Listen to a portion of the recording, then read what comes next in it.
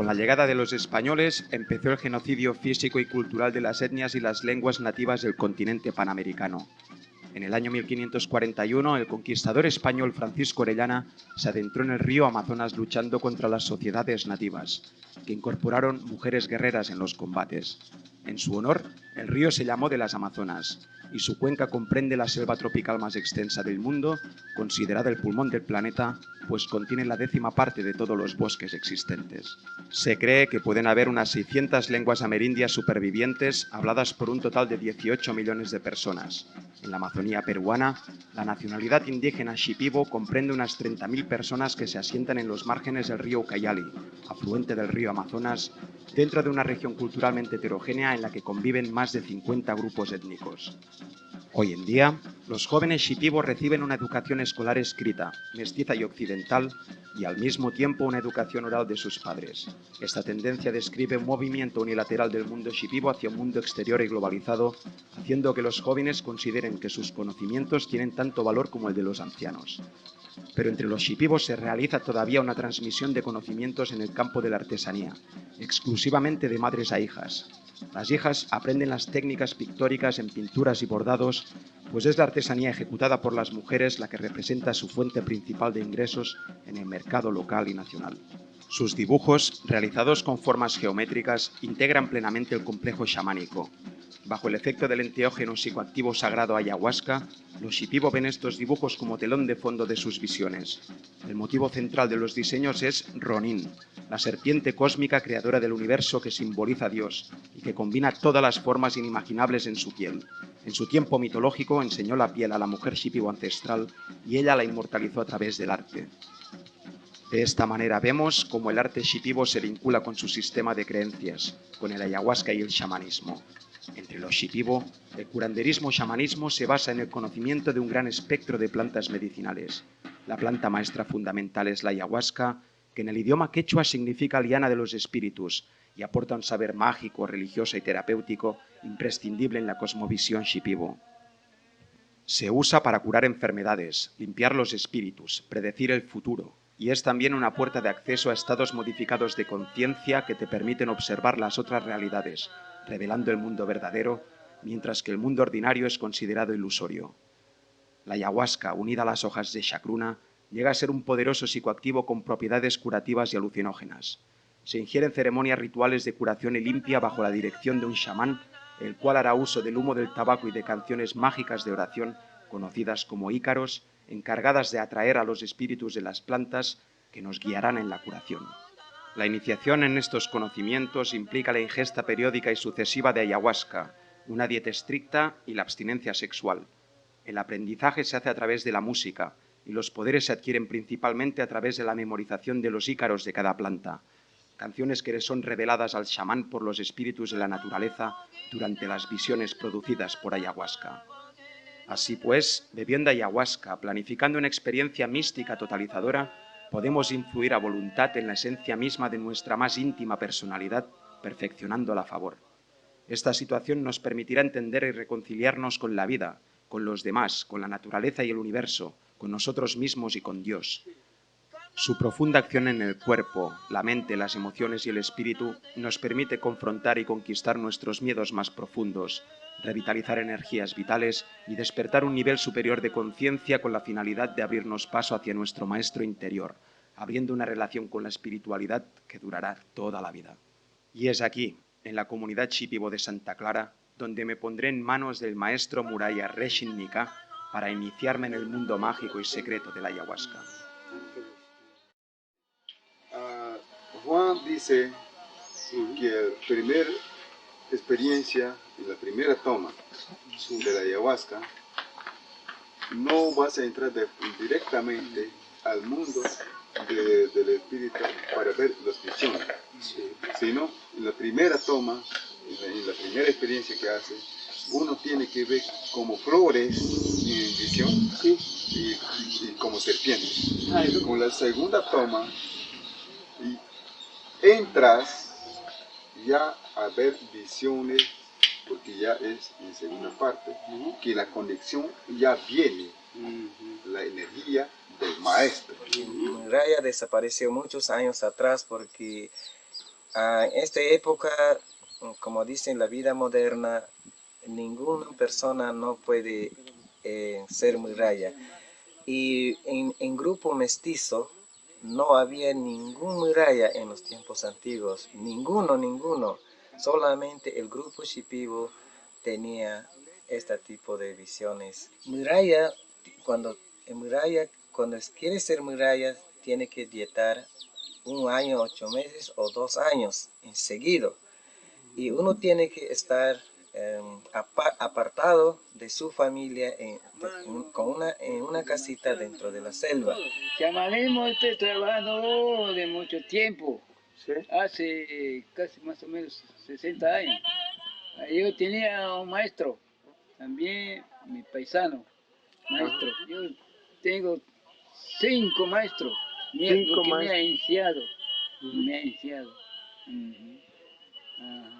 Me ha enseñado todo así para cantar, de los icaros, así para cantar. Para cantar. Sí. 1 año, dieta, Y escuchando el secreto. secreto, tomando ayahuasca, viendo las visiones de mi maestro. Ahí me enseña. Y para que los espíritus puedan llegar muy fácil y conversar y convertirse los espíritus en ser humano y conversar, y por eso nadie tiene que estar ahí, solamente si tiene padre o madre tiene que ayudar un poco. Y la dieta para dominar a los espíritus más fuertes del mundo, más que todos los monstruos más fuertes del mundo, la persona tiene que tener coraje, tiene que ser fuerte, con corazón fuerte, no tener miedo, ser valiente, porque en esos tiempos creo que la gente, los jóvenes, tienen miedo y sienten miedo, por eso quizás nadie puede llegar otra vez a ser muralla. Así, hasta nosotros mismos, cuando estamos muy elevados y cuando ya está dominado de la ayahuasca uno, a veces ya no pensamos ni para tomar nuevamente el ayahuasca. Pero después, otra vez, porque el ayahuasca es para un valiente. Por eso hay muchas personas acá en la naturaleza misma tenemos esto, nunca pueden hacer. ¿Por qué? El ayahuasca es para los más valientes. Por eso, para dominar el último dieta es lo más fuerte, que si uno no puede pasar a esta visión, uno puede quedarse como loco. El maestro está para darte los dosis de ayahuasca, ¿no? Sí, sí. De acuerdo a la capacidad. Entonces, ese que te da es ya encarado y como pedir que hagas ver una buena visión, y como pedir la conexión de la ayahuasca hacia el cuerpo de penetración. Si es que esto puede llegar un poco demorada, pero sí la elevación puede ser muy grande y cuando ya pasas de la regla de esto de ayahuasca, ya fuera de la dosis, cuando toma, entonces el efecto de ayahuasca viene muy elevado y no se puede ni controlarse, a pesar que ya uno no se puede ni cantar los ícaros, y entonces ahí debe haber otra persona más para que pueda ayudar y sacar de ahí, de este, porque ya el cuerpo, ya estás aquí, el espíritu está en el espacio ya. Entonces de ahí tiene que traer el espíritu otra vez. Entonces atraer nuevamente puesto en el cuerpo y la variación también, el efecto de la ayahuasca también ya puede bajar, normalizar y controlar. Entonces por eso el maestro es el único que puede dirigir y puede controlar. I he pres més ayahuasca de la permesa i m'han hagut de recuperar amb un esforç brutal. No era bogeria, era totalment... No sé com explicar-ho. Ha sigut màgic. He passat molta por. He tinc por de morir-me he vist la foscor. I pràcticament pots entendre tot sense mai passar el límit. Passar el límit vol dir la mort. En tots els sentits, la mort espiritual, la bogeria. Cuando estás muy elevado de este ayahuasca, ¿sí? El maestro tiene que cantar y decir y hacer unas conexiones con el Dios de la ayahuasca, decir, sácale y ayúdale y llévale y elévate y saca el efecto de la ayahuasca del cuerpo. Entonces, después de hacer una conexión con esto, como una conversación espiritualmente, cósmicamente, entonces ya cuando eleva todo esto, entonces del cuerpo ya se va como quien sacar un polo, una camisa, y entonces la ayahuasca se elevó. Entonces de ahí ya es el visión muy clara y tranquila que puede ver. Esto es más peligroso, por eso quizás es muy fuerte la dieta. Una persona tiene que pensar 1000 veces para hacer muralla. Y esto es lo que el vida moderna no puede dominar. Yo pienso esto porque nadie no piensa hacer muralla. Pero chamán sí, pero porque es fácil. También hay cambios en los chamanismo shipibo porque en esta época los jóvenes quieren estudiar más que todo los libros mágicos de otros escritos en los libros, pero no de las plantas. Pero mi papá Juan él no sabe leer, por eso él es un chamán muy antiguo, de los más viejos de todo el grupo shipibo, y él solamente tiene conocimiento de las plantas que tienen espíritus fuertes y ayuda mucho a la familia en cuanto de las enfermedades que nos causan. La tierra y el universo. Él cuando toma el ayahuasca se siente con lleno de energía, como un guerrero. Entonces al entrar de esto, estás yendo al espacio, porque el espacio del mundo cósmico que es la medicina. Es la medicina pura. Que sincera. Y la tierra también. Y la agua también. Hasta ahí todavía no has llegado. Has entrado solamente en el espacio, en el mundo cósmico.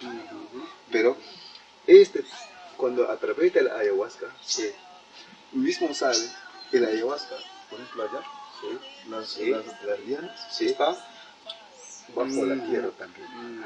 Entonces, el espacio de la medicina también está bajo la tierra. Y en las alas.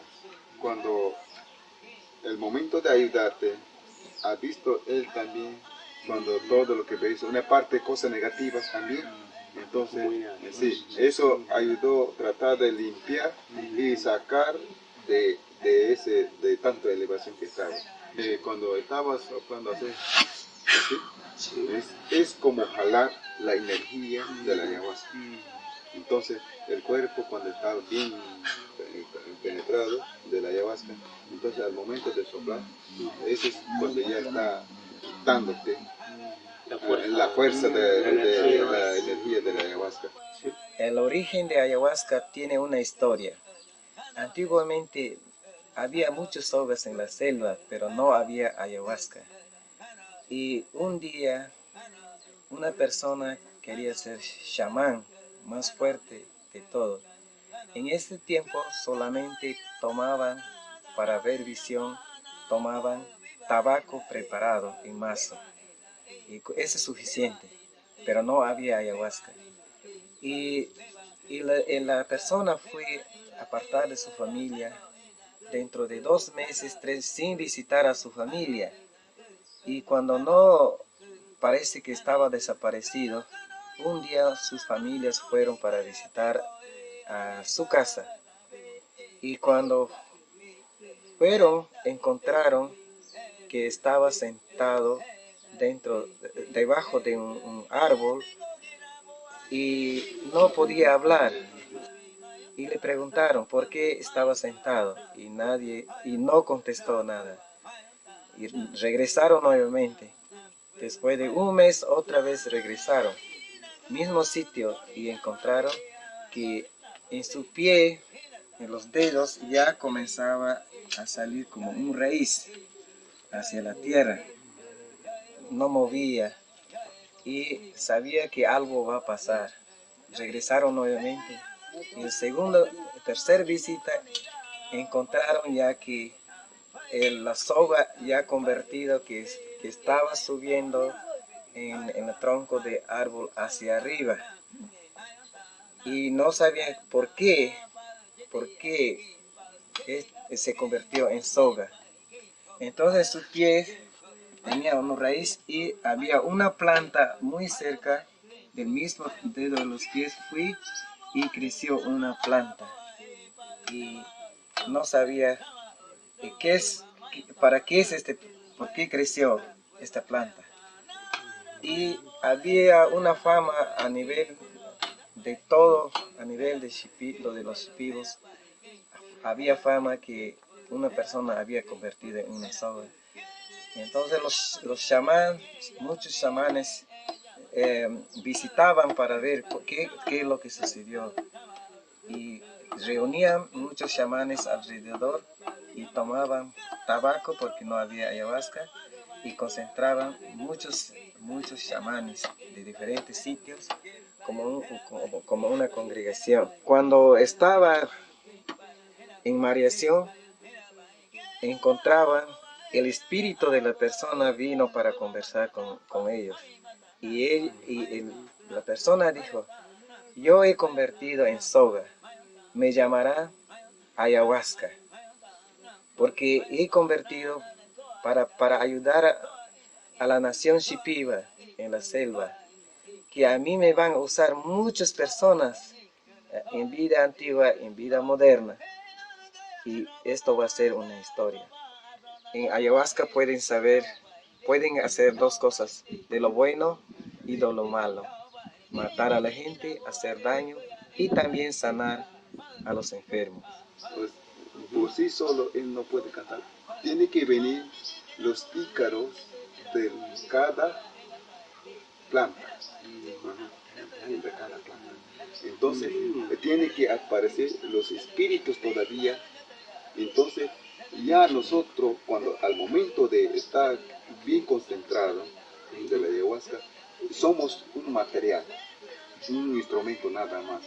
Los ícaros vienen así, en conexión nada más. Entonces, recién puede cantar que ese ícaro se eleva muy alto y los sonidos hacen mucho. Entonces, él esperaba todavía esto, la conexión con los ícaros. Y para poder cantar, viendo las enfermedades que tenía de un paciente, todo esto, para poder ayudar y botar, limpiar todo esto, todos los males del cuerpo. Entonces, cuando un paciente, cuando está muy enfermo, los ícaros tienen que venir para poder limpiar. Y la planta que creció en mis pies es chacrona. Tienes que sacar las hojas, tienes que cortar la soga en forma de pedacitos y tienes que puede machacar y poner en la olla, y encima puedes poner las hojas de chacrona y puedes cocinar y puedes tomar. Eso no va a hacer daño, no para brujería, ninguna manera, porque es muy mal, es un pecado que se puede decir. No es para hacer daño a la gente, es para bien del pueblo indígena. Y que tenga mucho cuidado, no hacer daño a otra persona, no matar a otra persona, es muy prohibido. Ya cuando pasó todo la mareación, los chamanes conversaban entre ellos y cada uno llevaron una parte de la soga y para probar. Entonces los chamanes dejaron de tomar tabaco y siguieron con tomar ayahuasca. Y ayahuasca tenía en los primeros tiempos el mundo habría abierto a todo el mundo, hasta el cielo, hasta creo que Dios lo habían visto en la visión. Era muy fuerte en ese tiempo. Creció en diferentes sitios, ya no solamente en esa parte de la selva, sino creció en otros sitios. Ayahuasca creció y chacrona también creció en varias partes de la selva. Y así, hasta el momento, ayahuasca está en todas partes. Este es el origen de ayahuasca. En tiempos antiguos no había ayahuasca, pero después el mismo espíritu dijo, me llamará ayahuasca. Desde muy joven me gustaba preguntar a mis abuelos. Yo tenía interés de tener mi cultura, valorar.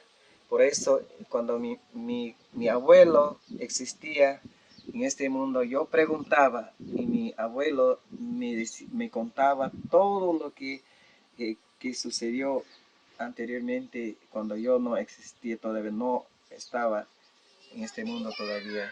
Pero hoy hay personas que toman ayahuasca, que toman información, pero no pueden decir a esta etapa, ¿no? No, porque ellos no saben, porque ellos no han preguntado a sus abuelos. Los niños no entienden lo que hablamos en este momento. Por eso yo quiero que mis nietos o nietas sean, uno de ellos que sean como yo, si yo no existo en este mundo, para seguir, porque no tenemos libros, es el problema. Cuando yo me desaparezco de este mundo, todo va a perder, igual manera que perdieron mis abuelos, porque no está escrito. Era nato mi abuelo son ahí, mi ocho cachorros ahí que tiene, Moatiano, no yo sigo muralla y cash, amura, soque y juas, hascatiburani. En el año 1984, la ayahuasca fue patentada en la Oficina de Patentes y Registro de Marcas de los Estados Unidos por el biopirata Loren Miller. Este hecho constituyó un grave insulto para los más de 400 pueblos indígenas que viven en la cuenca amazónica y la utilizan. Para estos pueblos, la propiedad intelectual es colectiva, como lo es la propiedad de la tierra, porque todos los miembros de una comunidad poseen los conocimientos ancestrales transmitidos de generación en generación como un bien común. Estos procedimientos de usurpación de la sabiduría colectiva indígena significan, en muchos casos, ingresos millonarios para las multinacionales de bioprospección, que usufructúan los conocimientos ancestrales y los recursos existentes en los territorios nativos, como ya ha sucedido con las patentes de otras variedades vegetales, como la sangre de drago, la uña de gato, la quinoa o la quinina. Viendo estas imágenes entendemos cómo la Amazonía está sufriendo una sequía de dimensiones alarmantes, debido a las grandes extensiones de bosques tropicales que han sido afectados, sumando la cifra anual de 26.000 kilómetros cuadrados de selva quemados, el 6% del total, y un proceso de deforestación que, según algunos científicos, podría acabar con el 40% de la selva en 15 años, e incluso apuntan que la destrucción de la selva del Amazonas podría desaparecer en menos de 50 años. Estos fenómenos, juntamente con el aumento de la temperatura del Atlántico debido al calentamiento global, impiden la formación de nubes en la zona. Es de esta manera como se ha reducido en unos 2 metros el nivel del principal brazo del Amazonas, que concentra el 20% del agua dulce del planeta. Esta sequía pone en riesgo el sistema de vida de los casi 200.000 habitantes que viven de sus recursos naturales y también pone en riesgo la vida de la fauna y la flora, la más rica del planeta, en donde bajo su extraordinaria frondosidad conviven diferentes hábitats y la mayor diversidad genética del mundo animal.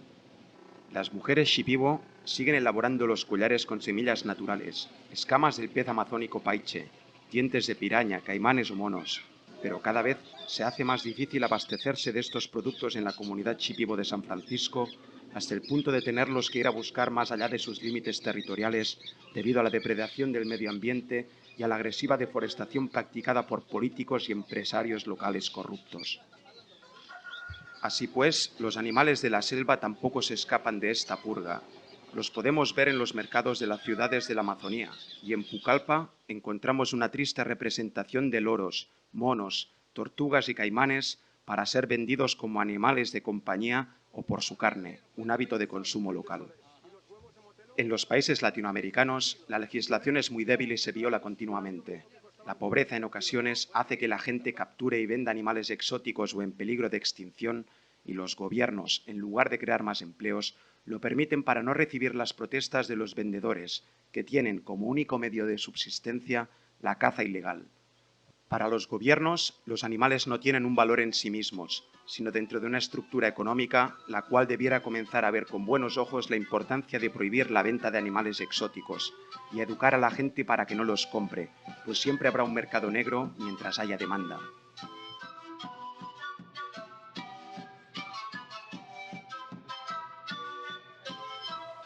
A cualquier lugar donde vaya de Latinoamérica, encuentro los graves estragos ocasionados sobre el medio ambiente a través de la industria de la madera, la explotación de hidrocarburos o la actividad minera. Y la cordillera de los Andes no es ninguna excepción. La cultura quechua, asentada en estas áreas remotas de los Andes peruanos, vive de la agricultura, la ganadería y el comercio desde tiempos inmemoriales. En la actualidad deben hacer frente a un escenario adverso. Las transnacionales mineras del oro, la plata y el cobre, como la canadiense Barrick Gold, contaminan desmesuradamente la región envenenando los ríos, las tierras fértiles y los productos agrícolas, matan el ganado y afectan la salud de las personas, en tanto que los residuos tóxicos que la empresa manipula se esparcen por los recursos hídricos y miles de personas sufren las consecuencias. Cabe mencionar también que el incumplimiento de las transnacionales en el pago del porcentaje pactado de sus beneficios para los propietarios comunales de la tierra niega el desarrollo prometido para la región y la empobrece.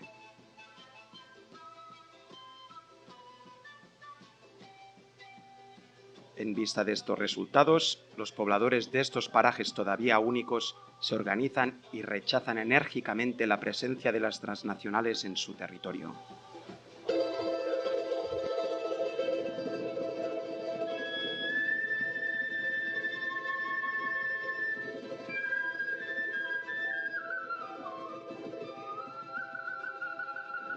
Contra la mina Barrick, porque nosotros no queremos que la mina Barrick esté explorando y haciendo sus exploraciones en nuestra comunidad, porque nuestra comunidad es la vida que nosotros como campesinos vivimos dentro de la agricultura y la cría.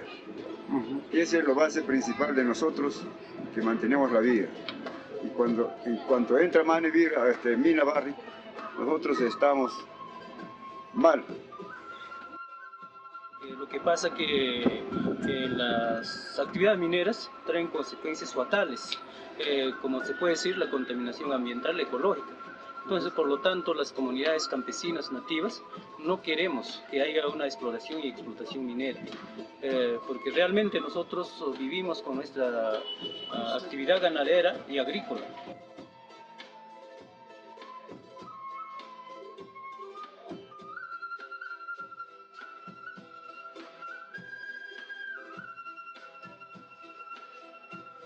Es solamente la contaminación, contra la contaminación es lo que estamos luchando. Ahorita solamente están haciendo, piden permiso para que hagan la exploración. La comunidad campesina de Huambo, y conjuntamente con las comunidades Pampachico, Cataca y más comunidades vecinas, tenemos un acuerdo por unanimidad que no lo vamos a aceptar la licencia de factibilidad y que no van a poder ejecutar en ningún momento. Eso, con el canon minero, esos otros beneficios, que la minería no llega a las comunidades. La minería trae un fatal desgracia a la pobreza. En otros departamentos hay fatales testimonios que en vez de un progreso, un desarrollo social, una contaminación, una enfermedad digamos, con esos venenos contaminantes, el cianuro, el plomo. Teníamos hasta igualito vivir. ¿Creen que van a hacer la mina al final? Bueno, pues les deseo muchísima suerte a su lucha y sigan con lo mismo hasta que consigan sus objetivos.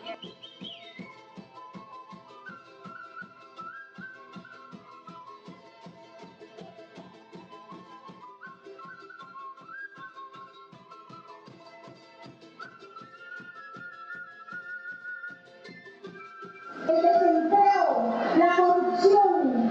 Queremos avanzar como seres humanos con dignidad, respeto, hermandad hacia la justicia, hacia el porvenir. Sandino patria, Sandino porvenir, Sandino la victoria.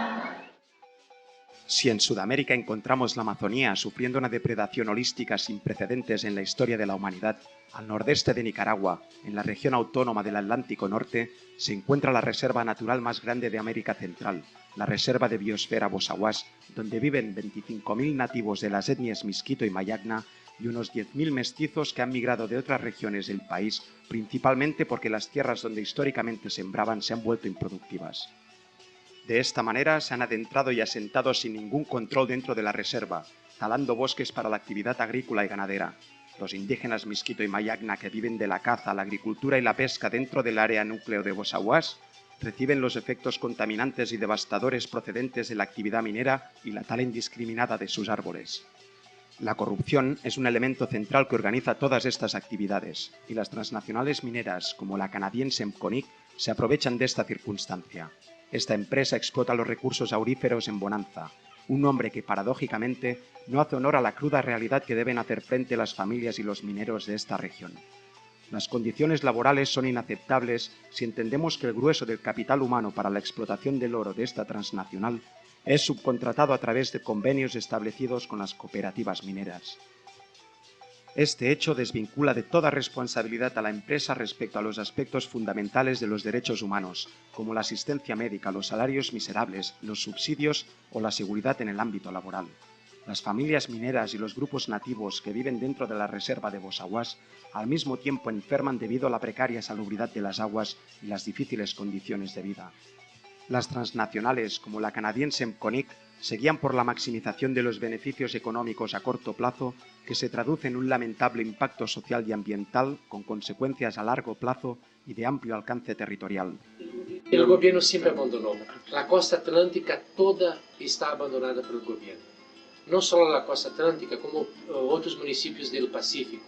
Hay un atendimiento mayor en Managua, en el centro, pero porque en las periferias tampoco hay. El gobierno, una que no tiene dinero, no hay un sistema de impuestos internos para generar dinero para el gobierno e invertir en las situaciones sociales. Hay proyectos que vienen a ayuda de otros países, pero hay un grande problema de la corrupción. Ni siempre llega al fin ese dinero, porque no interesa. Para el sistema que vivimos, el sistema neoliberal de la globalización, no interesa la salud, la educación, la producción de la gente. Mira, Nicaragua, hay datos claros de esto, es el segundo país de América Latina más ayudado. Solo que nuestra gente siempre continúa pobre. Es un interrogante grande. Estados Unidos quiere tener el monopolio, el poder sobre el comercio de toda América Latina. Nuestros campesinos aquí de Guatemala están sufriendo con eso. Un ejemplo bien concreto es el TLC, Tratado de Libre Comercio. Nicaragua y nuestros campesinos aquí producen el frijol y el maíz. Tienen que vender un quintal de maíz, por ejemplo, a 100 córdobas. Y ahora llega en Guatemala un producto de Estados Unidos que los campesinos tienen el financiamiento del gobierno y todo, por 40 córdobas. Es ese el comercio injusto que tenemos. Entonces, proyectos para quebrar con la economía de los pequeños comerciantes, de los campesinos y, como se habló, proyectos que vienen del propio gobierno, pero un gobierno que está sumiso a proyectos extranjeros. El pueblo echa de ver fuertemente de que las utilidades son grandes y los recursos no quedan en nuestro país, sino que van fuera, van hacia el exterior, y lo que queda en la municipalidad pues son solamente los estragos de todas esas actividades desarrolladas en la minería, donde el minero estaba pobre y sigue más pobre. Entonces hay un descontento generalizado. Sí, ¿no? hay un descontento, ¿verdad? Claro que sí. La gente siempre está en la lucha de que los salarios deben de ser de acuerdo a sus actividades y al alto riesgo que corren. Yo creo que la situación y la alternativa para adentro de ese sistema es formar pequeñas cooperativas o grandes cooperativas. Pero usted sabe que también hay quienes trabajan en contra de la organización, porque cuando la clase que se siente oprimida se organiza, esto es una amenaza fuerte. Hablando de nosotros como cooperativa, no nos toman en cuenta cuando ellos otorgan una concesión. En ese sentido lo consideramos como una imposición de nuestro gobierno, en donde otorga las concesiones y no toma en cuenta a la población que existe en el perímetro de la concesión. ¿Qué puede fundamentar eso? Es corrupción, en el sentido de que no toman en cuenta a los sectores. Si ellos tienen su política directa entre el concesionario y el gobierno, si hay coimas, las toman los parlamentarios, que son pagos extra. O sea, yo te pago por debajo de la mesa y resolveme. No tomen en cuenta la parte social que existe ahí porque nos crea problemas. Entonces, hemos hecho convenios bilaterales con los transnacionales en donde estamos en todos los sectores. No hay áreas definidas en donde diga la transnacional, esto es de ustedes. Ahora, nosotros, como tener el derecho a ese 1%, podemos poner nuestro plantel y procesarlo. La transnacional no se va a oponer. Pero actualmente, como no tenemos ese derecho legal, se nos dificulta hacer ese tipo de actividad de progreso para nosotros, porque la transnacional se opondría. En el 2004 se nos dio una situación en mayo con una empresa Roca Larga, con inversiones extranjeras, capital extranjero, donde el gobierno local de acá de Bonanza estaba obviando un plan de ordenamiento territorial que se hizo en conjunto, Centro Humboldt, Alcaldía y etc. Y en el plan de ordenamiento territorial dice de que esa área está destinada para ecoturismo, área frágil, todo lo contrario, todo lo contrario. El gobierno era cómplice de entregar esas tierras. Y era sinónimo de corrupción. Lo denunciamos públicamente y el proceso se revertió. Yo le pedía la certificación que ellos dan como gobierno local. Sin embargo, ellos me decían de que la certificación nunca la extendieron. Pero la certificación, cuando entre el nuevo gobierno en la administración del señor Máximo Sevilla, yo obtengo la certificación. No sé qué había bajo de las mangas de ellos, podría ser dinero, pero esto era corrupción. Estas dos áreas habían sido también solicitadas por ciudadanos de Bonanza para el mismo fin y se las negaron a 2 años anteriores. Pero estos empresarios empiezan a tramitarlas en mayo y en el mismo mes empiezan a dárselas. Porque el que estaba promoviendo esta empresa era el vicealcalde. Los campesinos, la mayoría, no tienen la escritura de la tierra. Y algunos están perdiendo la tierra fácilmente. Son engañados. Y es un grande problema ecológico. Porque para la producción de ganado necesita de potrero. Y ahí cortan todos los árboles y va secando el agua también. Y otro problema, que los campesinos que venden la tierra están entrando en la reserva de Bossa Huasa. Entonces van entrando en la reserva y ahí van causando conflictos también con indígenas más al norte, con los indígenas misquitos. La preocupación de los pueblos indígenas, tanto misquitos como mayanas, es la de preservar, por un lado, sus tierras, ¿verdad? Y también preservar su identidad, ¿verdad?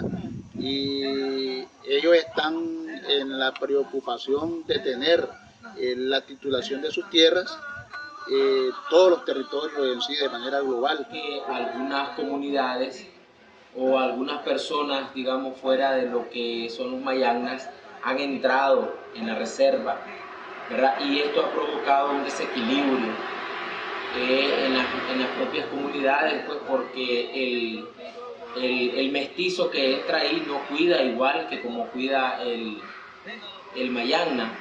Ha habido explotación ya del núcleo. Tiene un sistema para proteger esto, no tiene. El límite de la reserva de los aguas está cada vez menor. Los campesinos están entrando en esa reserva. Y para los conflictos de la tierra con los indígenas tampoco hay una solución para el gobierno, porque los gobiernos que tenemos en América Latina, no solo en Nicaragua, están sumisos a interés y poderes externos o adentro del propio país. Año pasado hubo una empresa que ganó del gobierno el poder para explorar todo el territorio de Guasdala para mirar 50 minérios, y hay minérios, solo que por ley no sería posible hacer eso, pero se pasa por arriba de las leyes. Los recursos de esa riqueza no se quedan para el propio país, son empresas canadienses. La reserva de biosfera de Bonanza, que es la de Bozaguá, ¿verdad? Dichosamente estamos en ella, en la parte de desarrollo, porque el núcleo es donde están los indígenas, pero ha tenido una presión sobre el recurso por los inmigrantes. Aquí vienen de todos los departamentos de Nicaragua y se nos están posicionando en las áreas vulnerables. Hace como 3 años a Prada se le prohibió la explotación indiscriminada de los árboles. Tenían que hacerlo bajo un plan de manejo.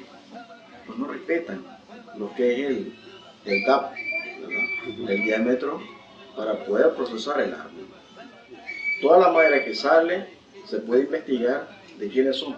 Son de nuestros diputados. Yo digo, claro que sí se protegen, porque la verdad de las cosas, cada empresario protege a otro empresario. Están estrechamente relacionados, porque están trabajando con capital. Ahora, un político protege a otro político, porque son corruptos. La verdad de las cosas, la política no es corrupta, los políticos hacen corrupto a la política. Eso lo trabajaron la vez pasada los gringos. Ah, vale, ¿y se fueron ya? Sí, cuando ellos se fueron, entonces ya nadie volvió a trabajar y como se llenó de agua, yo creo que iban a venir de nuevo a trabajar. ¿Ahora? Sí, porque una vez anduvieron viendo el terreno. ¿Se contamina un poco? En Rosita existió la Rosario Mine Company allá por los años 70 y luego esta se retira y viene otra firma. Lo que comentan los mineros es de que es una política de la transnacional para liberarse de las prestaciones sociales. Esta es la misma corporación que lo único que se hace en cambio de nombres y personas y queda la misma población trabajando o parcialmente, pero quienes están administrando es la misma gente de la misma corporación. Lo que van haciendo es vendiendo sus derechos a otros empresarios. Pero son los mismos. Son los mismos. Eso se supone de que hay cambios de empresarios con los mismos administradores y esto lo hacen prácticamente, si es así, para evitarse los pagos o indemnizaciones a los obreros. Entonces ellos continúan trabajando como que si la empresa es la misma, o sea, continúa con el mismo nombre. Pero creo que esto es un problema que está manejado desde el Estado. Ácido nítrico. Ácido nítrico. Jabón en polvo, detergente. Y agua, se lava pues, y se quema. Es bien natural. Más natural, digamos, que utilizar cianuro. Nosotros utilizamos cianuro también acá. Media libra de cianuro nos aguanta trabajando a diario 15 días. Sabemos que la concesión, el gobierno se la ha cedido a la empresa canadiense Hemconic, que se llama así. Entonces la empresa concede algunos lugares propios, ¿verdad?, adecuados, y se los cede a la pequeña minería para que los guiriceros puedan explotarlo de una forma organizada. Entendemos por guiriceros las personas que trabajan de forma artesanal la explotación del oro. Ellos trabajan en situaciones infrahumanas, lo extraen de las minas y lo trituran a fuerza, a fuerza humana, ¿verdad? Lo trituran dejándolo unas piedras pequeñas para luego ellos entregar este producto, ya sea a los molinos que se encargan de la extracción del oro, o bien a la empresa, o en el mayor de los casos ellos mismos trituran la piedra lo más que puedan y logran sacar el oro de una forma artesanal y rústica. Nosotros consideramos que en este sentido la empresa transnacional debería tener una responsabilidad laboral con nosotros en atención médica, en apoyarnos con equipo de seguridad, o sea, casco, guantes, anteojos, máscaras, en ciertas capacitaciones, porque directamente somos subempleados de la empresa minera. Las ganancias que la empresa minera tiene de nuestro trabajo son grandísimas. 6 millones de dólares en un mes. La responsabilidad laboral que debería tener la empresa minera con nosotros no tiene ninguna. Pero eso se da a que el convenio que se ha firmado, que aún se mantiene desde 1999, que fue cuando se fundó la cooperativa, aún no se ha reformado. Entonces lo hemos visto como en la parte social un aliado, aunque estamos haciendo investigaciones en la parte del laboratorio químico, que es donde creemos que hay algunas contrariedades. El minero paga, como cualquier otro nicaragüense, su seguro, pero por lo general en la parte farmacológica no se encuentra el producto y tiene que caer al mercado, ¿verdad? Particular que existe en el municipio. En relación a la gente de que se enferma y todas estas cosas, como parte colateral a todo este ejercicio, pues claro, la empresa no va a meter mano. Este es un fenómeno de que lo venimos combatiendo desde hace rato, tratando de romper esas cadenas de dependencia. Primero es de que estos pueblos han dependido de las empresas transnacionales, ¿verdad? Con salarios bajos, con grandes problemas de tuberculosis, de silicosis y de todos otros efectos colaterales a la mina. Claro está de que los gobiernos tienen que poner mayores esfuerzos, ¿verdad?, hacia mejorar las condiciones estas.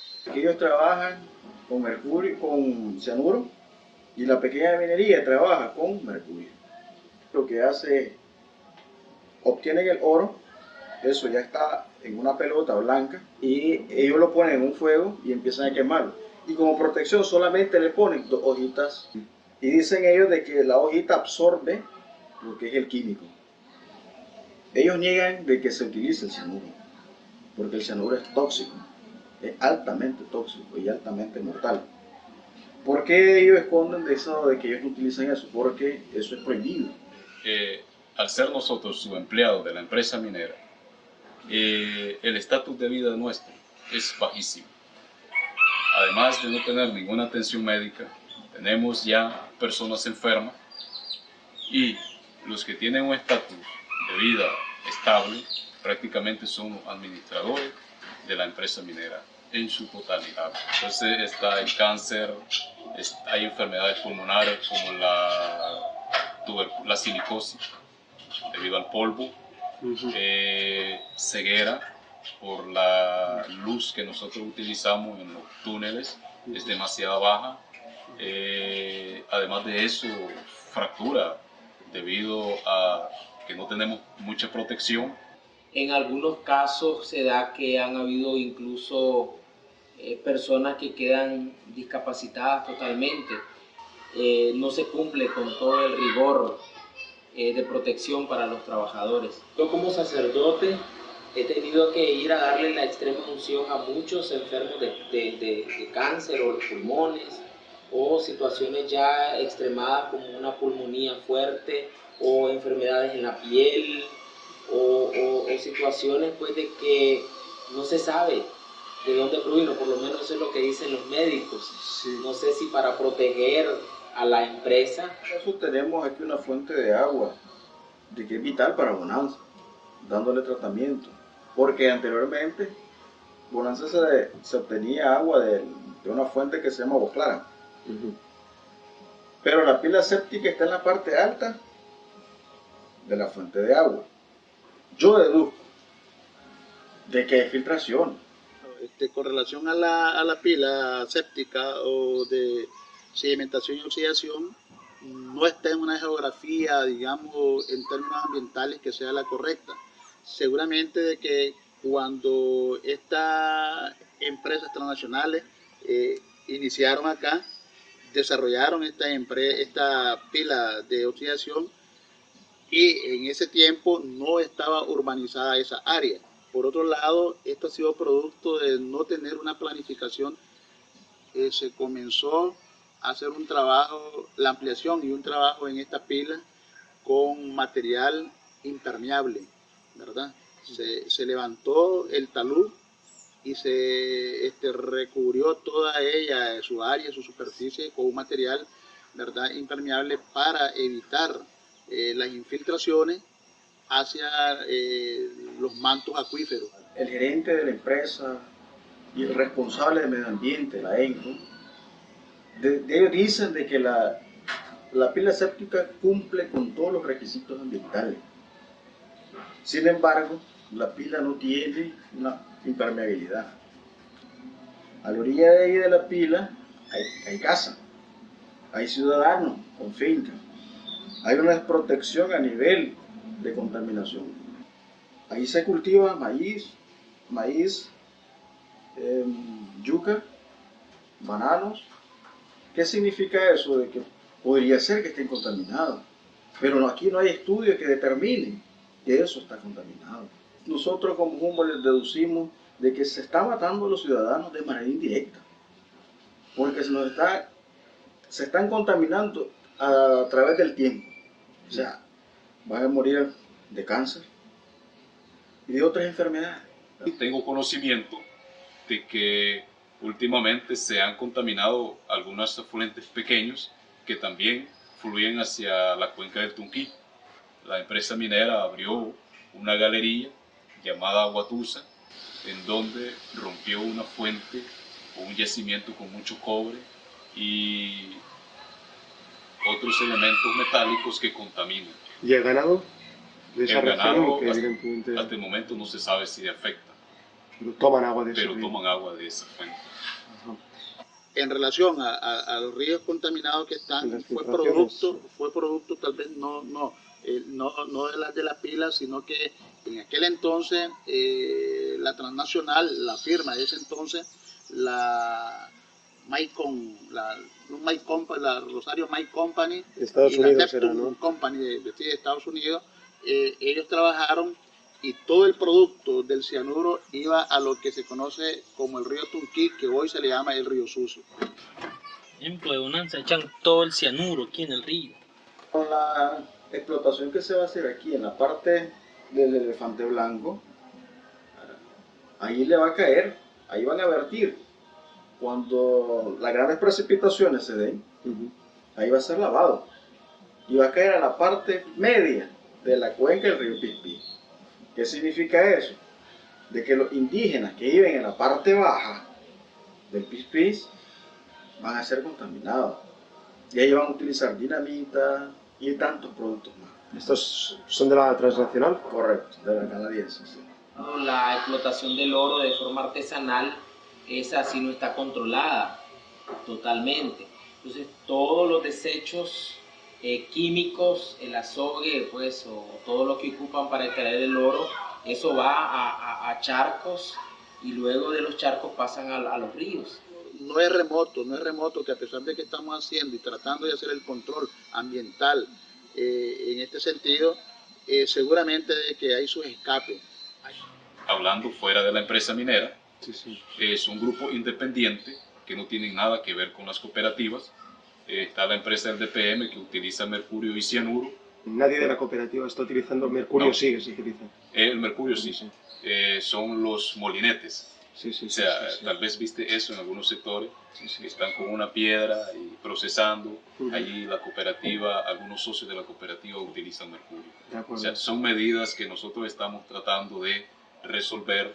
Incluso tenemos un proyecto, pero el proyecto nos cuesta $250,000, en donde pretendemos superar el sistema de procesamiento actual, o sea, dejarle de vender brosa a la empresa minera, procesar nuestro propio material y con una tecnología superior donde no contamina el mercurio ni tampoco el cianuro. Porque la visión actual de la cooperativa es crecer en tal sentido de que mañana nosotros seamos los que procesemos nuestra brosa, para superar la crisis actual que tenemos, en donde solamente somos proveedores de brosa a la empresa minera y nada más. Ya este mercurio ya anda oro ya. Ya anda oro en este mercurio. Ya anda ahí, pero como no lo es. Ah, se va pegando el mercurio, se va pegando al oro. Hay que ni que estar paneando aquí para poderlo agarrar. ¿Y el mercurio no cae en el agua? No, solo la arena, Matagalpa. De Matagalpa. Sí, pero he venido a trabajar aquí, como aquí viven mis familiares, entonces aquí estoy trabajando también. Ah, bueno. ¿Se gana bien la vida o...? Así, hombre, nosotros ganamos 375 al día. 375 al día. Y la noche ganamos 400. Es mucho dinero para Nicaragua. Claro, es mucho y por eso estoy aquí, porque si no estuviera en Arizona. Matagalpa, yo vengo de ahí. Bonito, bonito. Sí, sí. Como el pobre así es, hombre, busca donde se gane mejor. Entonces sí va. El pobre. Se firmó en el año 2002 un convenio entre estas entidades del Estado con las alcaldías de la región autónoma del Atlántico Norte, en donde se le delegan atribuciones a las alcaldías para que protejan en parte a las cooperativas de pequeños mineros o de guiriceros. Un señor llamado Antonio Siles Martínez, que era el que en su momento estaba sobre las cooperativas globalmente aquí en Bonanza, se opuso a que este convenio se le diera curso, para evitar de que en un futuro las cooperativas se estructuraran o se fortalecieran y le restara fuerza no al Estado, sino que a la empresa minera. Cuando se me dio ese problema con la empresa Roca Larga, yo me había amenazado y en una ocasión se dio un incidente en mi casa de habitación. A eso de las 8 de la noche casi matan a pedrada, ¿verdad?, a mi señora, ¿verdad? Dando ese problema, deducimos de que fue alguien enviado. Únicamente en Bonanza se dio ese problema porque yo estaba en conflicto con una empresa, denunciando esa anomalía. Con mis colegas, ¿verdad?, del Centro Humboldt, ellos me preguntan que si a mí no me da temor al daño físico. Pues la verdad de las cosas, como seres humanos tenemos miedo, pero estamos en el juego y tenemos que jugar. Porque la verdad de las cosas, los jueces son corruptos, a los jueces se les compra. Caso muy evidente se nos presentó en 1995, cuando se dio un derrame aquí en Bonanza. Hubo incidentes, hubieron afectaciones ambientales en la parte del río. El juicio se montó por parte de la ONG del Centro Humboldt. Cuando se llevó a otras instancias más mayores, los jueces dijeron que el caso estaba cerrado. O sea, se deduce de que los jueces fueron comprados, que los jueces son corruptos. En su momento hemos sido amenazados. Actualmente tenemos un conflicto con un miembro del Poder Judicial de Nicaragua, en donde vino y compró una propiedad en la comunidad del Vesubio, una propiedad que miembros de la cooperativa han poseído de hecho por más de 20 años. Creemos que este juez, llamado Victorino Estrada Flores, que es el actual juez de juicio de Distrito Minero, lo hizo con segunda intención. El juez me llama y prácticamente me dice: mira, tengo un problema en la comunidad de Vesubio, necesito que me lo resolvan. Yo llevo el juicio que está representando, entonces, un favor. Pero en ese momento él no estaba haciendo un favor, sino que estaba cumpliendo con su deber como representante del Estado en el Poder Judicial. Sin embargo, en parte fui chantajeado. Y en una entrevista de prensa, nosotros dijimos, en este caso yo como representante de Minarbón, le pedía una investigación inmediata para verificar la actuación del juez en donde se estaba prácticamente usurpando el área de la comunidad. El Consejo Regional no se pronunció en tiempo y forma.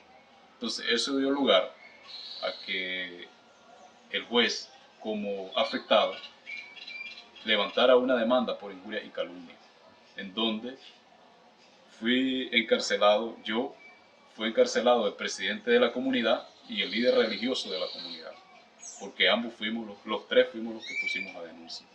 Luego se demostró en el juicio oral y público de que nosotros no teníamos nada que ver con la injuria y calumnia y que lo que estábamos diciendo era la mera realidad.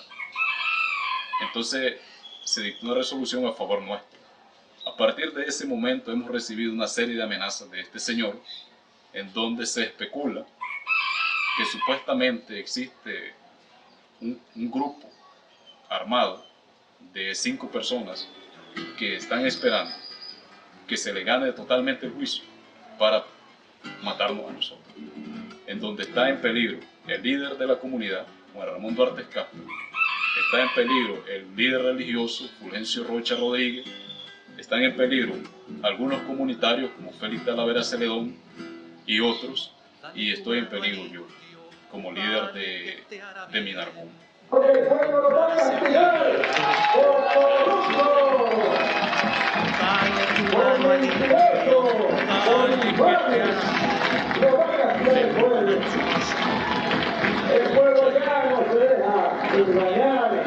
voy a estar satisfecho un día de que otro tenga el mismo comportamiento como cualquier ciudadano puede pelear por el medio ambiente. A mí me dicen, las carreteras es sinónimo de desarrollo. Falso. Falso.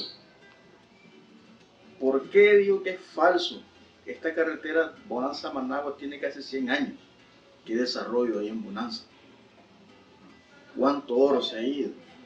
Hay universidades. Carretera no es sinónimo de desarrollo, es sinónimo de destrucción. Hay a veces poca esperanza, porque el sistema es un grande dragón. Esa comparación bíblica también que hace. El sistema es un grande dragón que está ahí terminando con la vida de muchos pobres. La verdadera solución para los problemas viene de los pobres. Y el pobre tiene que confiar en el pobre y los ricos también tienen que confiar en los pobres. Y todos que tienen esperanza y quieren un mundo mejor tienen que conocer a los pobres, vivir con los pobres y compartir su vida con los pobres para que haya solución para todos los problemas. La solidaridad verdadera es cuando hay ese compromiso serio, bonito, amable, que es alegre, es muy alegre. Estar con los pobres es muy alegre. Y por ende, establecida una sola nacionalidad, denominada nacionalidad latinoamericana. Como le podemos decir a Bolívar, como le podemos decir a Martí, como le podemos decir al Che, como le podemos decir a Carlos, los sueños se están haciendo realidad. Los sueños, tus sueños andinos, se están haciendo realidad, porque esta América Latina y Caribeña hoy se levanta y lucha de la liberación de nuestro pueblo, es salir de la miseria, es salir de la pobreza y es lograr realmente el progreso para todos los pueblos latinoamericanos. Los pueblos indígenas sin territorio no somos pueblos indígenas. Para nosotros es un espacio de vida que nos da generaciones, nos da conocimiento y nos da una historia, y nos da una autonomía y nos da un derecho. Y por ello nosotros, el transcurso de estas décadas, de los últimos años, hemos tenido grandes enfrentamientos con las grandes empresas transnacionales al momento, en el bloque 23, que es la CGC, en el bloque 24, que es la Burlington, una empresa argentina y también una empresa estadounidense. Nosotros hemos tenido una serie de problemas con las empresas petroleras por violaciones de derechos humanos y por invadir los territorios ancestrales de los pueblos indígenas de Pastaza.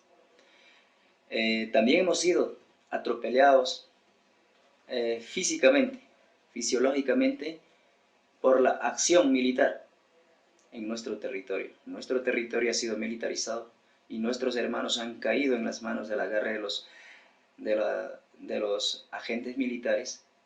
Al mismo tiempo fueron torturados. En ese sentido, Sarayaco ha hecho unir pueblos para defensa territorial y hacer una campaña grande a nivel local, nacional e internacional. El pueblo quichua de Sarayaco, con otros pueblos aliados, los achuaras, los shuaras, los huaus, hemos unido para hacer una alianza estratégica y demostrar a los gobiernos de América Latina y de los países aliados, y también a la Unión Europea, para que se sensibilicen con los pueblos indígenas.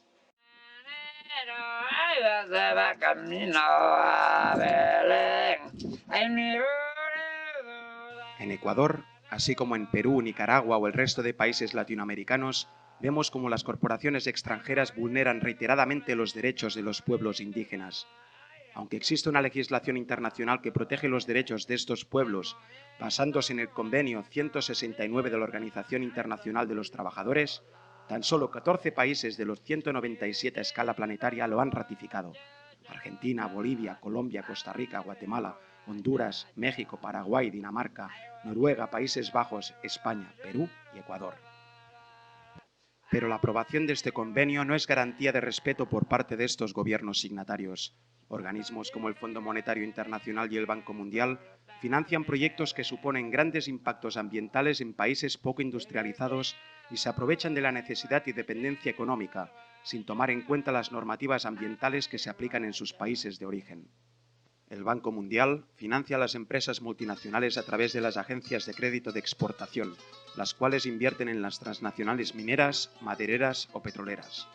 Tienen, como es de suponer, el beneplácito de los gobiernos donde residen estas empresas, las cuales se encuentran exentas de obligaciones sociales o ambientales. Por su parte, el Fondo Monetario Internacional ha implementado medidas económicas de carácter neoliberal, permitiendo el libre flujo de dinero entre países sin barreras y sin control de los estados. Obviamente, los más perjudicados son los países endeudados que están obligados a aceptar las condiciones impuestas y que compiten con precios mucho más altos. El Fondo Monetario Internacional ha sido el abanderado de la privatización de las compañías estatales, hecho que ha llevado a los países empobrecidos a perder recursos financieros, productivos, educativos, etcétera, etcétera.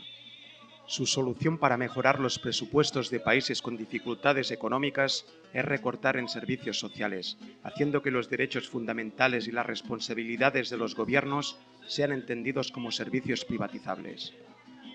Aquí, en el Ecuador, país que ha ratificado el Convenio 169 de la Organización Internacional de los Trabajadores, veremos cómo la nacionalidad achuar de la Amazonía se encuentra inmersa en una lucha desigual contra su gobierno y las transnacionales petroleras.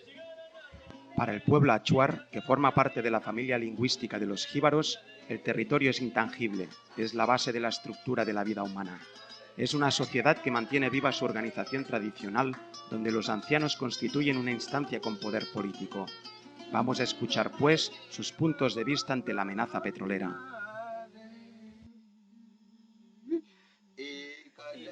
Al comienzo pensábamos que tenía ciertas ventajas, pero yendo paso a paso, después de asistir a los talleres que daban algunas ONGs para explicarnos los inconvenientes asociados a las compañías petroleras, entendimos que la explotación del petróleo atenta contra nuestros intereses.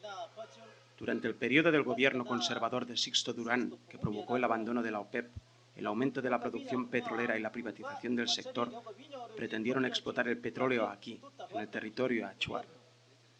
Escuchando que el gobierno decía que nosotros éramos solamente dueños de esta tierra de manera superficial, empezamos a organizar manifestaciones para dejar claro quién es el dueño de la selva y rechazar a la transnacional petrolera, porque nuestros abuelos ancestrales estuvieron y murieron aquí mismo. Al comienzo pertenecíamos a otra federación llamada FICSA, Federación Interprovincial de Centros Shuar Achuar. Sabiendo que esta federación tenía constantemente fracasos, la nacionalidad achuar decidió fundar la suya propia e independiente, la FINAE, Federación Interprovincial de la Nacionalidad Achuar del Ecuador, para encarar el objetivo de defensa territorial. Fue entonces cuando empezamos a manifestarnos y a luchar en contra de las compañías petroleras, a frenar sus pretensiones y en especial contra el gobierno de Ecuador, que era quien estaba vendiendo los derechos de nuestra tierra para que se explotara el petróleo. Así pues, el problema principal por el cual nosotros nos movilizamos y que nos hace seguir en alerta no yace meramente en la preocupación por las multinacionales petroleras, sino también en los organismos gubernamentales que las autorizan.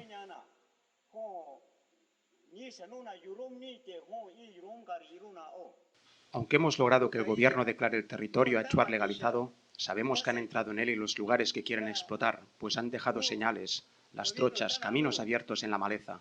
Así que estamos seguros que en nuestro territorio achuar sí hay petróleo, pero nosotros no estamos de acuerdo en la explotación de este, porque sabemos que si lo sacamos del subsuelo vamos a perder todo lo que nos ofrece el medio ambiente y sus recursos naturales. Se va a destruir todo cuanto tenemos. Nuestros hijos y nietos van a ver más que nunca amenazada nuestra cultura y nuestra unidad organizativa. Nuestra alternativa es cuidar el territorio, luchando para tener una vida sana y seguir viviendo gozando del poder de la naturaleza. Sabemos que algunas ONGs desean también proteger la selva y nos podrían ayudar en fomentar un turismo ecológico que sería para nosotros una fuente de trabajo. También disponemos de una artesanía propia que podríamos vender a nivel nacional e internacional. Para abastecernos tenemos nuestro propio mercado, que es la selva. Entramos en ella cuando queremos y nos ofrece todo cuanto necesitamos. Los alimentos no llevan químicos, son alimentos sanos, las frutas son sanas y obtenemos los fármacos también de la selva. Así pues, cuando estamos enfermos, entramos en ella. Recolectamos las plantas medicinales y nos curamos. Estas son las opciones que nosotros sabemos y podemos manejar. Sabemos que los militares y el ejército ecuatoriano salen siempre a favor de las transnacionales petroleras para defender sus intereses, porque cuando éstas quieren entrar a hacer sus exploraciones y explotar los hidrocarburos, las escortan y reprimen con contundencia las manifestaciones. Es el gobierno quien autoriza a los militares para que puedan proteger a las compañías Parlington de Estados Unidos y Agip Oil de Italia. Aunque nos repriman los militares, aunque el gobierno les dé su apoyo y mire hacia otro lado sin respetar los acuerdos y la ley aprobada que nos otorga la titularidad colectiva de nuestra tierra, seguiremos adelante con el rechazo unánime a esta traición, pues nosotros somos dueños de este territorio. Nosotros fuimos los primeros asentadores de esta tierra y, por tanto, tenemos todo el derecho de defendernos y vivir en paz. Soy mujer achuar. También represento a mi pueblo y manifiesto en primer lugar que es prioritario salvaguardar nuestra identidad. Para ello es necesario mantener el territorio libre de agentes externos que no toman en cuenta nuestro estilo de vida estrechamente relacionado con el entorno natural que nos rodea. Nuestro deber es el de asegurar la permanencia y la armonía de nuestros hijos, de nuestros nietos, de nuestros bisnietos que están por venir, porque ellos son los que mantendrán nuestra memoria y algún día dirán: nuestros abuelos, nuestras abuelas, nuestros hermanos y hermanas así lucharon. Debemos dar ejemplo para honrar a nuestros ancestros y que las futuras generaciones tomen este ejemplo y lo hagan suyo para mantenernos vivos como pueblo. Como mujer achuar, también compartiré, si es que entramos en estado de emergencia, juntamente con mis hijos, la lucha hasta la última de las consecuencias. Vamos a perder la vida aquí, a derramar la sangre en nuestro propio hogar, en nuestro propio territorio.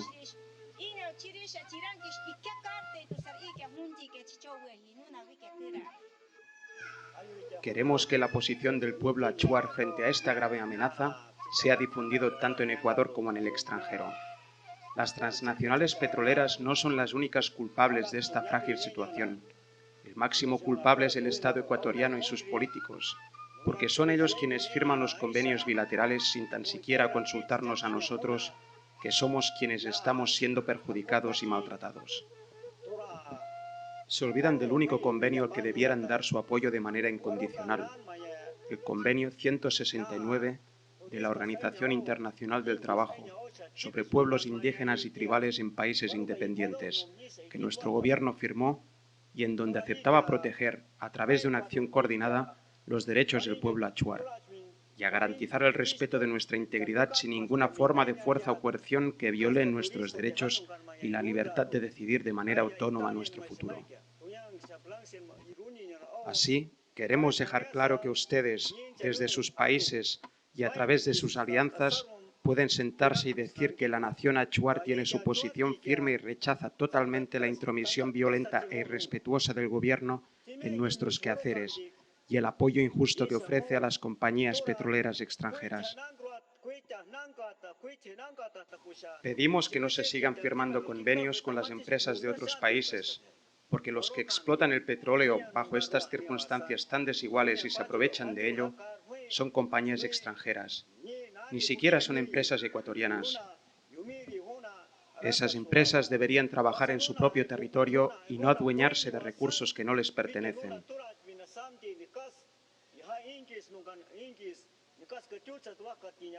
Muchos de estos países extranjeros tienen petróleo en su tierra, pero se aprovechan de nuestra pobreza, porque Ecuador necesita dinero y vende barato.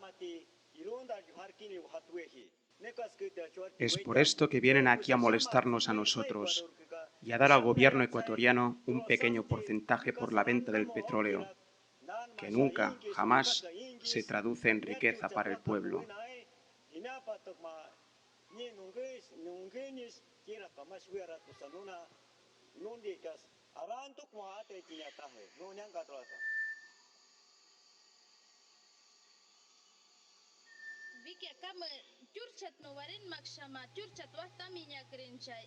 Pedimos la solidaridad a nivel nacional e internacional, pues escuchamos que hay bastantes organizaciones que trabajan en el ámbito de los derechos colectivos, los derechos humanos, la ecología. Ellos conocen la ley y dicen que toda nacionalidad debe pervivir y no desaparecer como ya ha sucedido aquí, en el Amazonas, con otros pueblos hermanos.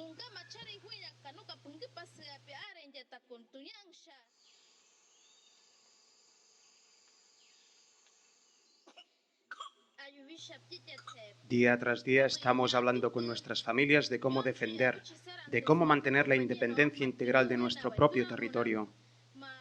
Estoy hablando con mi esposo y dice, ¿por qué motivo deberíamos vender nuestro propio territorio? ¿Para qué lo vamos a vender si en esta tierra hay los huesos de nuestros abuelos, de nuestras abuelas y demás antepasados que aquí perecieron? Es por esto que nosotros no podemos vender a nuestro propio abuelo, a nuestra propia madre que están en esta tierra. Por tanto, como mujer achuar, me siento en la obligación de defender mi territorio. Estamos prestos a colaborar con aquellas ONGs capaces de ayudarnos para que difundan más allá de las fronteras la realidad del pueblo achuar, donde hombres, mujeres, niños y niñas están defendiendo su territorio.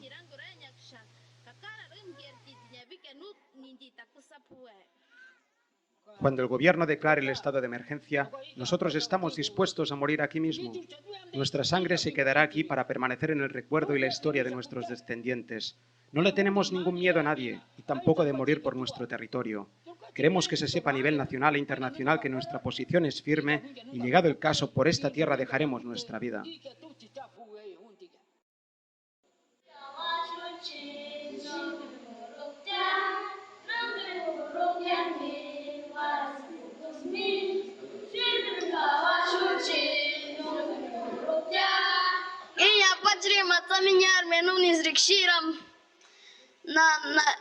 Shiram petróleo henga hatsuk sungur makrika hatsuk shiram pusa I hakat nyuri gante kami tu sawakira hitahi atsatahi mash atsatahi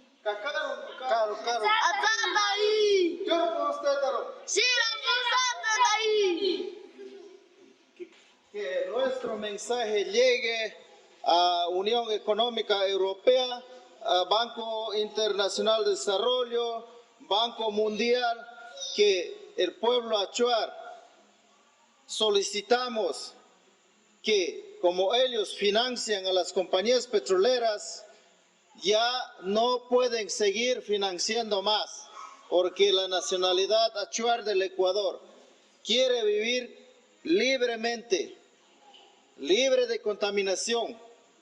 Las compañías petroleras y los gobiernos solos no pueden hacer nada, sino que financiado por ellos, por Banco Mundial, vienen a lograr los objetivos propuestos de ellos, pero en realidad nosotros no estamos solicitando millonadas de dólares para sobrevivirnos, sino que nosotros de cualquier forma estamos viviendo bien en nuestro hábitat, en nuestra ecología. Eso es el mensaje de los achuar desde el Ecuador al exterior.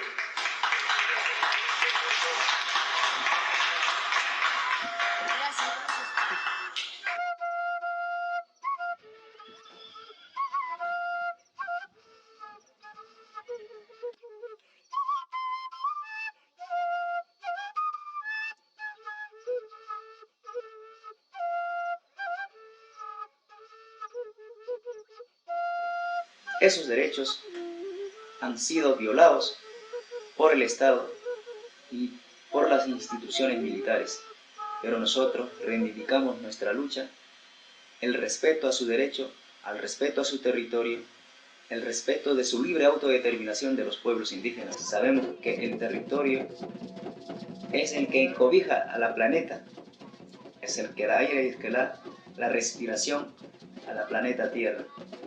En ese sentido, viendo las grandes amenazas, frente a las grandes propuestas del poder capitalista, frente al TLC, frente al ALCA, frente a la OMC, la Organización Mundial de Comercio, que nos está cada día más hundiendo a los pueblos que realmente tienen una propuesta de desarrollo con una visión muy distinta. Porque cuando ven a una América Latina con sus recursos diversos, con sus recursos estratégicos, que poseen grandes recursos, que es una soberanía para nosotros, eso ha sido planeado de parte de las grandes potencias neoliberales y capitalistas de poderes económicos. En ese marco, los estados han caído en el dominio de los grandes poderes económicos. ¿Quiénes son los poderes económicos? Los sicarios económicos, los agentes de la CIA. Cómo tratar de sobornar a los pueblos latinoamericanos y tener en un dominio acorde a sus planes estratégicos. ¿Qué es nuestro plan de vida? El territorio. Posee una gran riqueza mineral, posee un gran recurso de recursos hídricos, posee una gran de plantas medicinales, alimenticias. Poseemos nuestros propios productos agrícolas, orgánicamente, técnicamente elaborados por nosotros. Nuestros recursos naturales tienen un valor económico mucho más grande. En ese sentido, nosotros hemos dicho no, hasta aquí, basta. Los indígenas han caído en la guerra de la corrupción y en el dominio del poder económico y no lo pueden controlar. Cuando el mundo globalizado está trayendo todo un mecanismo sofisticado para decir que esto es el desarrollo. Para nosotros, como pueblo quichua de Sarayaco, no existe el desarrollo, la palabra desarrollo, porque nosotros vivimos desde milenios de años desarrollando. No existe la palabra sustentabilidad y sostenible, porque nosotros ya lo hemos vivido desde nuestra cosmovisión indígena. Para nosotros, ¿qué es un desarrollo? El desarrollo versus la pobreza. Para nosotros no existe la pobreza. La palabra pobreza existe en una ideología sometida en un marco de un legado de desarrollo. Palabras de Eduardo Galeano: los indios de las Américas viven exiliados en su propia tierra. El lenguaje no es una señal de identidad, sino una marca de maldición. No les distingue, los delata. Cuando un individuo renuncia a su lengua, comienza a civilizarse. Comienza a civilizarse o comienza a suicidarse. Se calcula que una lengua humana muere cada 2 semanas con su último orador. Los científicos sociales indican que hay unas 6.000 lenguas vivas en el mundo, de las cuales el 90% desaparecerán en los próximos 200 años. Un trágico final para culturas milenarias fundamentadas en su visión del mundo, sus ritos y costumbres, su concepción de la sociedad, la idea de lo que es sagrado y la particular manera de entender la relación entre el hombre y el mundo. Cualquier tentativa de homogeneizar las culturas, de reducirlas a un modelo occidental, atenta contra lo que es específicamente humano, la diversidad cultural. El etnocidio se inscribe en esta dinámica homogeneizadora. Provocando la muerte de la diversidad cultural, llegamos a la lenta supresión de la especificidad de los hombres y de los pueblos. Hoy en día asistimos a la elaboración de una nueva configuración ideológica del mundo que se basa en el sistema de valores de la civilización occidental. La vieja colonización violenta ha dado paso a un neocolonialismo mercantil que pretende imponer en todas partes su visión del mundo. El Banco Mundial, el Fondo Monetario Internacional, el Tratado de Libre Comercio, las corporaciones multinacionales y los otros mecanismos creados por Occidente para seguir ejerciendo su dominio sobre las excolonias está provocando grandes desigualdades económicas y sociales tanto en el interior de los estados como en el ámbito internacional. El genocidio cultural de los pueblos indígenas abre definitivamente las puertas a los recursos naturales que se encuentran en sus territorios, siendo expoliados sin contemplaciones, y a la destrucción del medio ambiente, pues no hay ninguna legislación que sea respetada por el ánimo de lucro de los mercados financieros. Ya han pasado 516 años de la entrada del capitalismo en Panamérica, una historia que constituyó para los pueblos indígenas el comienzo de la exclusión y la desposesión con la usurpación de bienes materiales, tierra y territorio, fauna y flora, oro, plata, metales preciosos, obras de arte, de infraestructura. Simultáneamente se produjo la supresión del poder de sus estados, la eliminación de sus autoridades políticas y religiosas, resultando ser el mayor genocidio de la historia de la humanidad con el holocausto de más de 70 millones de habitantes. Fue un golpe mortal para los pueblos indígenas y sus habitantes. La exclusión provocó el aislamiento y comportó la mutilación de todo un proceso de desarrollo tecnológico, cultural, espiritual, científico. Sustentada en la ideología racista y eurocentrista, la conquista y la colonia incidieron en el vaciado ideológico y cultural dentro de los pueblos originarios, imponiendo sus valores totalitarios bajo la amenaza del exterminio. Estas injusticias históricas, sumadas al actual modelo de globalización neoliberal o de neocolonización, han impedido el desarrollo de los pueblos indígenas conforme a sus necesidades e intereses. En el año 2006, la Asamblea General de las Naciones Unidas aprobó la Declaración sobre los Derechos de los Pueblos Indígenas.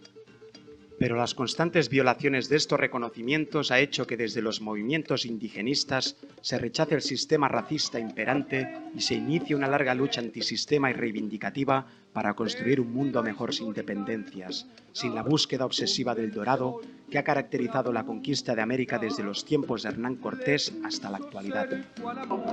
Queremos reiterar que el Frente de Pueblos en Defensa de la Tierra siempre ha mostrado disposición y capacidad para resolver los problemas, usando como única arma la razón, y como siempre hemos encontrado oídos sordos de los gobiernos que dicen representarnos. A lo largo de todo este tiempo, hemos aprendido que el pueblo salva al pueblo y que el gobierno carece de capacidad para dialogar y resolver los problemas. Fue recogido en la casa donde se encontraba Alexis en el momento en que fue atacado por la policía. Voy a entregar al padre de Alexis esto para que se use como prueba. No le estoy tocando, recomiendo que busquen las huellas digitales de Vicente Fox y de Enrique Peña Nieto. Gracias, compañeros.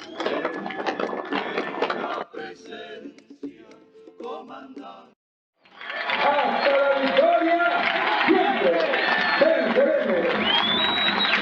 ¡Sandino vive! Los pueblos indígenas no vamos a arrodillar. A nosotros nos pueden exterminar, pero moriremos felices luchando por nuestro territorio y por nuestra vida y por vida de todo el planeta. Y después la historia lo juzgará.